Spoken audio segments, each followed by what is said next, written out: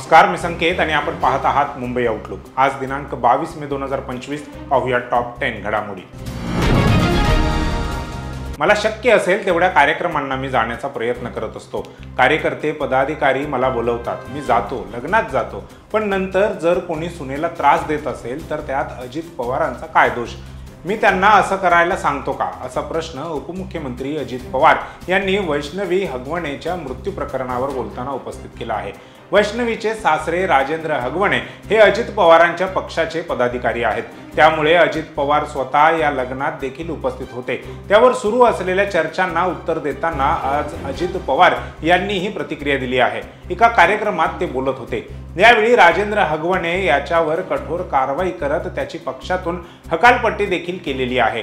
हगवणे सारखी माणसं मला माझ्या पक्षात नको, असंही यावेळी अजितदादांनी म्हटलंय। पुढे बोलताना अजित पवार म्हणाले की ही घटना घडल्याचं समजताच मी स्वतः पिंपरी चिंचवडमध्ये पोलिसांना फोन करून या प्रकरणात दोषी कोणीही असेल तरी कारवाई करा असं सांगितलं होतं। वैष्णवीची सासू, नवरा, नणंद सध्या जेलमध्ये आहेत। सासरा सुद्धा पळून कुठे जाणार आहे, त्याच्या मुसक्या आवळा असं मी पोलिसांना सांगितलं आहे, असंही अजितदादांनी सांगितलं। अजित पवार यांच्या राष्ट्रवादी पक्षातून नुकतीच हकालपट्टी करण्यात आलेल्या राजेंद्र हगवणे यांच्या मोठ्या सुनेनेच हगवणे कुटुंबाच्या काळ्या कारनामांचा पर्दाफाश केला आहे। TV9 मराठीशी संवाद साधताना हगवणे यांच्या मोठ्या सून मयुरी जगताप हगवणे यांनी हगवणे कुटुंबियांवर गंभीर आरोप केले आहेत। वैष्णवी हगवणे हिच्या संशयास्पद मृत्यूनंतर आता हगवणे यांच्या मोठ्या सुनेने त्यांना मारहाण झाल्याचे फोटो TV9 मराठीवर दाखवले आहेत। यासह मोठ्या सुनेला मारहाण होतानाचा CCTV फुटेजही समोर आला असून मोठी सून मयुरीने जानेवारी महिन्यात पोलिसात या संदर्भात तक्रार दाखल केली होती, मात्र पुढे काहीही कारवाई करण्यात आली नव्हती। तर नोव्हेंबरमध्ये महिला राज्य आयोगाकडेही तक्रार केली होती, असंही त्यांनी सांगितले आहे। ती माझी जाऊ असून आम्ही कधी एकमेकांशी बोललो नाही। तिच्या मिस्टरांनी आणि माझ्या ननंदेने आम्हाला एकमेकांशी कधी बोलू सुद्धा दिले नाही। घरात तिला मारहाण व्हायची, त्रास व्हायचा, हे माझ्या कानावर यायचं, पण तिचा नवरा मलाच येऊन मारायचा, त्यामुळे यात आम्ही काहीच करू शकलो नाही, असंही मयुरी हगवणे यांनी सांगितलं आहे। तर जे चुकीचं आहे त्याला मी विरोध करायचे, त्यामुळे त्यांनी मला मारहाण केली।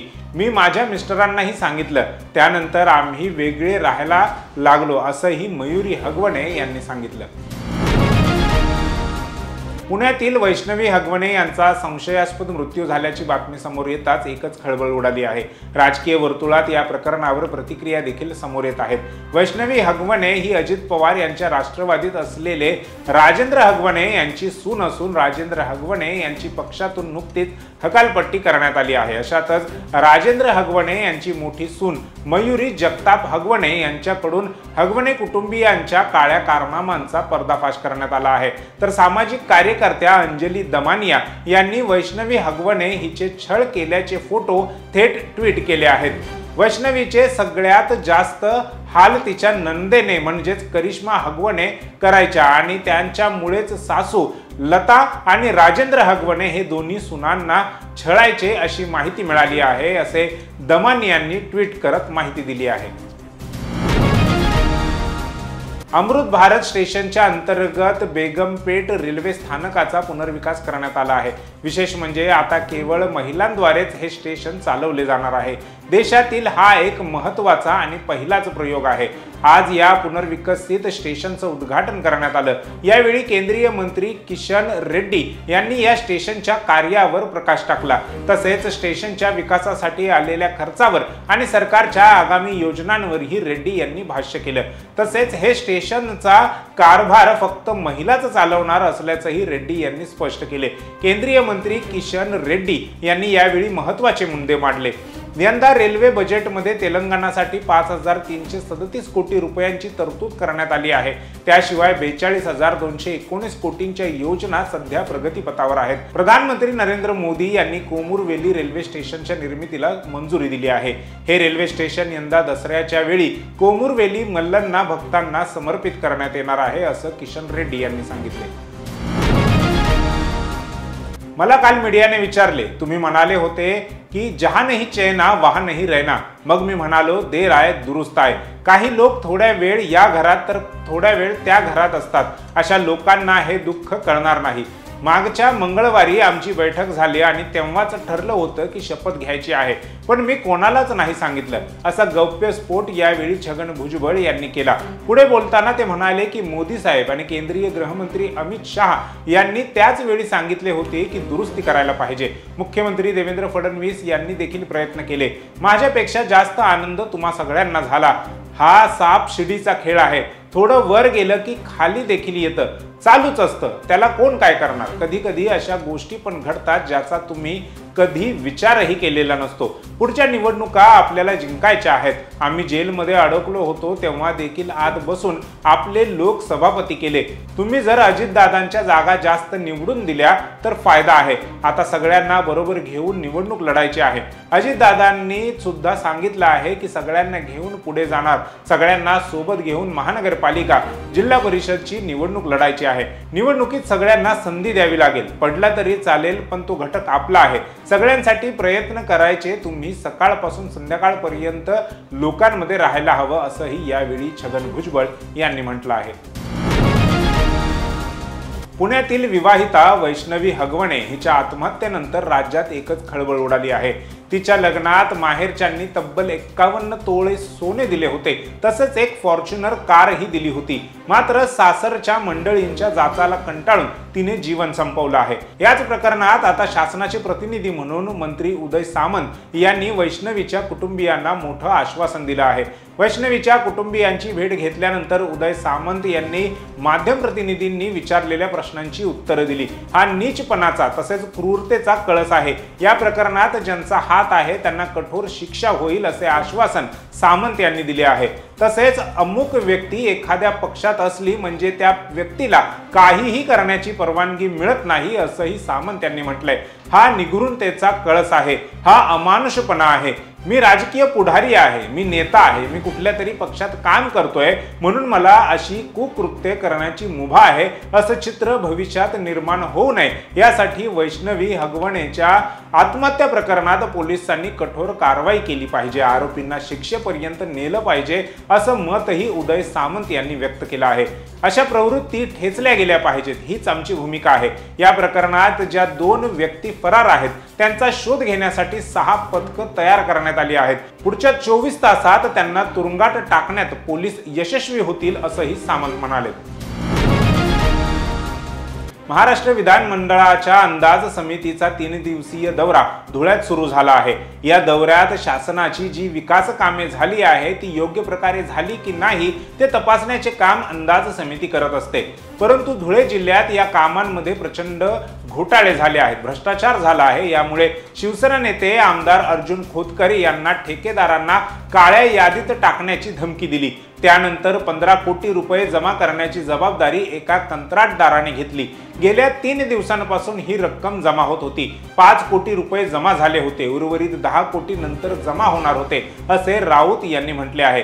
शिवसेना नेते आमदार अर्जुन खोतकर यांना वाचवण्याचे प्रयत्न सुरू झाल्याचे संजय राऊत यांनी म्हटले आहे. ते म्हणाले, ही समिती, विशेषतः समितीचे अध्यक्ष अर्जुन खोतकर किती भ्रष्ट आहेत हे आता समोर आले आहे.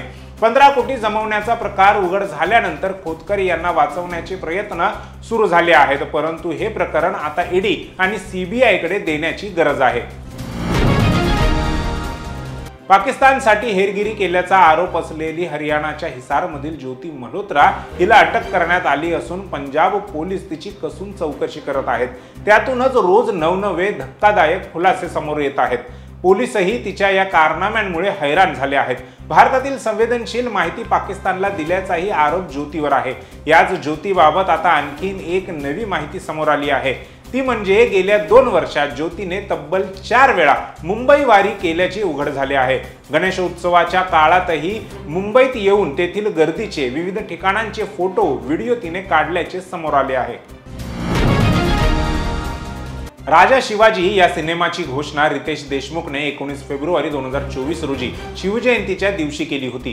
हा सिनेमा रितेश स्वतः दिग्दर्शित करत आहे. मराठी चित्रपट सृष्टीमध्ये त्याने याआधी वेड हा गाजलेला सिनेमा दिग्दर्शित केला होता. शिवाजी महाराजांवरील चित्रपट करणे ही एक मोठी जबाबदारी आहे असं रितेशने अनेकदा सांगितले आहे। त्यामुळे या चित्रपटाची निर्मिती अतिशय सखोल संशोधन, इतिहासाशी प्रामाणिक राहून आणि तांत्रिक दृष्टिकोनातून सुद्धा भव्यतेने केली जात आहे। राजा शिवाजी हा सिनेमा शिवाजी महाराजांच्या चरित्रावर आधारित आहे। यामध्ये शिवाजी महाराजांच्या बालपणापासून ते हिंदवी स्वराज्य स्थापनेपर्यंतचा त्यांचा संघर्ष, कर्तृत्व, शौर्य, दूरदृष्टी आणि लोकशाही मूल्यांची उभारणी हे देखील दाखवलं जाणार आहे। विशेष म्हणजे हा सिनेमा केवळ युद्धावर किंवा शौर्य गाथेवर आधारित नसून शिवाजी महाराजांचे प्रशासकीय, सामाजिक आणि सांस्कृतिक दृष्टिकोन देखील अधोरेखित करणारा असेल। राज्यातील बहुतांश भागात मुसळधार पाऊस सुरू झाला असून राजधानी दिल्लीतही वातावरण फिरलंय। मान्सून पूर्व पावसाच्या हजेरीने हवाई वाहतुकीवर परिणाम झाला आहे। त्यातच आज दिल्लीतून श्रीनगरला जाणारे विमान वादळी वाऱ्याच्या चपाट्यात आल्याने श्रीनगर विमानतळावर या विमानाचे इमर्जन्सी लँडिंग करण्यात आले। त्यामुळे या विमानातून प्रवास करणाऱ्या 227 प्रवाशांचा जीव भांड्यात पडला। विमान प्रवासी वाहतुकीत विमान कंपन्या आणि शासनाच्या उड्डाण मंत्रालयाकडून विशेष काळजी घेतली जाते। त्यात पावसाळ्याच्या दिवसात विमान कंपन्यांना व विमान सेवेला महत्त्वाचे संदेशही सातत्याने दिले जातात। त्यामुळेच दिल्ली श्रीनगर विमान प्रवासात सुदैवाने मोठी दुर्घटना टळली। इंडिगोच्या या विमानातील सर्वच 227 प्रवासी सुखरूप असल्याचे विमान कंपनीकडून सांगण्यात आले आहे। इंडिगो विमानाच्या या उड्डाणाचे ट्रॅकिंग पाहिल्यास हे विमान वादळासह सैरभैर झाल्याचे दिसून येत आहे। आकाशातील वादळात विमान गोलगोल फिरत असल्याचे लक्षात येताच विमानातील क्रू मेंबर आणि पायलटच्या प्रसंगावधानतेमुळे विमानाचे इमर्जन्सी लँडिंग करण्यात आले। एअरपोर्ट अधिकाऱ्यांच्या म्हणण्यानुसार विमानाचे इमर्जन्सी लँडिंग करताना कुठलाही अनुचित प्रकार घडला नाही, तसेच सर्व सूचना व मानकांचे पालन करण्यात आले।